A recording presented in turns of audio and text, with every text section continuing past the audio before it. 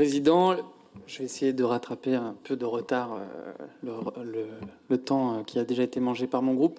D'abord, je voulais saluer le travail de Théma Girard sur l'écriture de ce rapport. Ça a été plusieurs fois dit, mais je voulais moi aussi le dire. Je voulais vous parler du risque incendie. Je profite de l'interpellation qui a été faite par Monsieur Ménager tout à l'heure. La région, il se trouve qu'elle soutient actuellement une entreprise, par exemple, qui s'appelle Sylvia Care, dans le cadre de la COP régionale.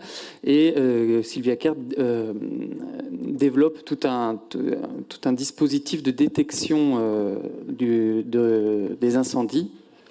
Et donc aujourd'hui, cette entreprise est orientée vers les services de développement économique pour continuer son développement. Je voulais parler donc du risque incendie pour vous dire d'abord que, en réalité, il existe déjà. Et moi, je me souviens en 2019 du nuage de fumée qu'il y avait sur l'Indre à cause de l'immense incendie qu'il y a eu sur la Brenne, et que effectivement, ça n'est pas un risque pour les années futures, même si le GIEC le précise. C'est déjà un risque qui existe et qui a existé dû au changement climatique.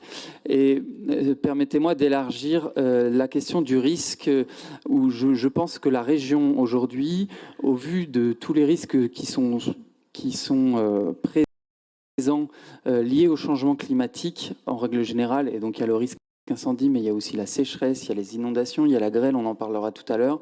Je considère que la région, du fait de son chef de fila sur les questions climatiques, serait fondée à lancer un travail et une étude approfondie sur l'ensemble des risques liés au changement climatique dans notre région, parce que j'ai bien noté ce qu'a dit le Haut Conseil pour le climat, qui a souligné hier l'impréparation de l'État aux conséquences et aux impacts du changement climatique, et Corinne Lequéré, sa présidente, qui a notamment insisté sur le fait que nous étions pour le moment, je cite, en mode réactif, et que ça n'est pas pérenne, et qu'il fallait passer sur une adaptation qui, selon elle, doit devenir transformatrice et donc être beaucoup plus dans l'anticipation.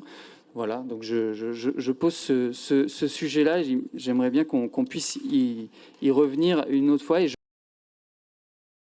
je voulais aussi aborder, mais je n'aurai pas le temps d'aller beaucoup plus loin, deux travaux qui se font dans le cadre de coalition de la COP régionale, notamment dans le sud de la région, sur la création potentielle d'une AFAC régionale sur l'agroforesterie, mais aussi donc sur l'arbre champêtre, sur la haie, travail qui est en cours dans le sud de l'Indre, avec un certain nombre de structures là-bas qui sont engagées, notamment sur le bois énergie avec la ressource de la haie. Et effectivement, Nicolas Forissier a raison de dire que ça fait des années que ce territoire travaille sur cette question. Voilà, merci.